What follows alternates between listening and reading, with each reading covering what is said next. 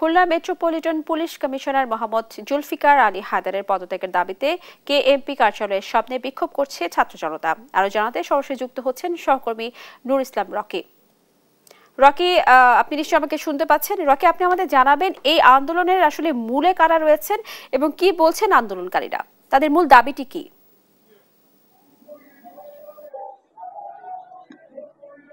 Khulna metropolitan police হেডকোয়ার্টার্সের সামনে এই মুহূর্তে কিন্তু ছাত্র জনতারা বিক্ষোভ করছে। আপনারা দেখতে পাচ্ছেন দর্শক যে কেএমপি কমিশনের কার্যালয় ঠিক সামনে সড়কটি ব্লক করেই কিন্তু ছাত্র জনতারা বিক্ষোভ করছে এবং তারা এখানে টায়ার জ্বালিয়ে কিন্তু বিক্ষোভ করছে এবং আপনারা দেখতে পাচ্ছেন যে পুরো রাস্তাটি কিন্তু ব্লক হয়ে গেছে। তাদের সকলের একটাই দাবি, সেটা হচ্ছে কেএমপি কমিশনের পদত্যাগ এবং কেএমপি কমিশনের পদত্যাগ না হওয়া পর্যন্ত ছাত্র জনতার যে দাবি, এই দাবি কিন্তু চলমান থাকবে।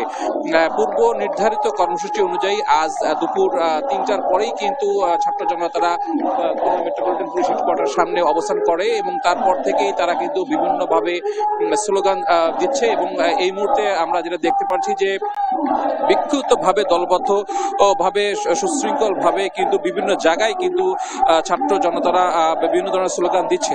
একটু বলে রাখি যে গত মঙ্গলবার কিন্তু খুলনার একজন এসআই সুকান্ত, যাকে আটক করার পর কিন্তু ছেড়ে দেওয়া হয়েছে, এই সুকান্ত কিন্তু জুলাই আন্দোলনে ছাত্রদের উপর অমানবিক নির্যাতন করেছিল এবং এমন একজন এসআইকে কেন ছেড়ে দেওয়া হয়েছিল এর দাবিতেই কিন্তু প্রতিবাদে এক প্রকার আন্দোলন শুরু হয়। পরবর্তীতে কিন্তু এসআই সুকান্তকে চুয়াডাঙ্গা জেলায় আটক দেখানো হয়, কিন্তু কার নির্দেশে বা কেন এসআই সুকান্তকে খুলনার খানদারানি থানা থেকে ছেড়ে দেওয়া হয়েছিল এর প্রতিবাদেই কিন্তু আম জনতা, ছাত্র জনতা তারা বিভিন্ন আন্দোলন করে এবং কেএমপি কমিশনার কার নির্দেশে এটা করেছিল এবং এটা কেন করেছিল এর প্রতিবাদে কিন্তু তার পদত্যাগ দাবি করে। তারা যেটি আমাদেরকে জানিয়েছে যে কোনো স্বার্থবেশী মহল না, একদম সুনির্দিষ্ট ভাবেই কিন্তু এটা স্পষ্ট বোঝা যাচ্ছে যে জুলাই আন্দোলনে যারা যেসব পুলিশ ছাত্রদের উপর হামলা করেছিল এইসব পুলিশকে ছেড়ে দেওয়ার পিছনে অন্য কোনো কারণ থাকতে পারে।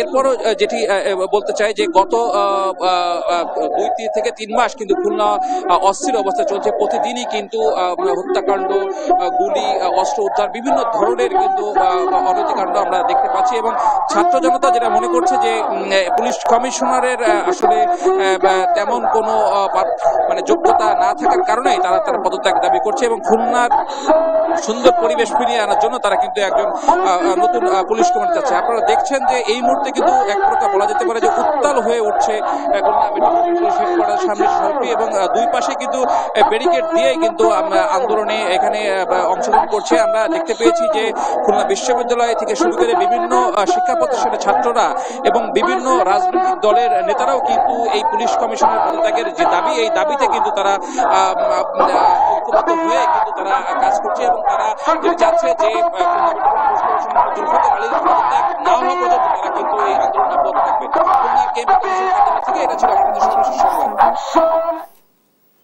রকি, আপনাকে ধন্যবাদ। দর্শক, খুলনা মেট্রোপলিটন পুলিশ কমিশনারের পদত্যাগের দাবিতে যে আন্দোলন চলছে সেই আন্দোলনের সর্বশেষ জানাচ্ছিলেন আমাদের সহকর্মী।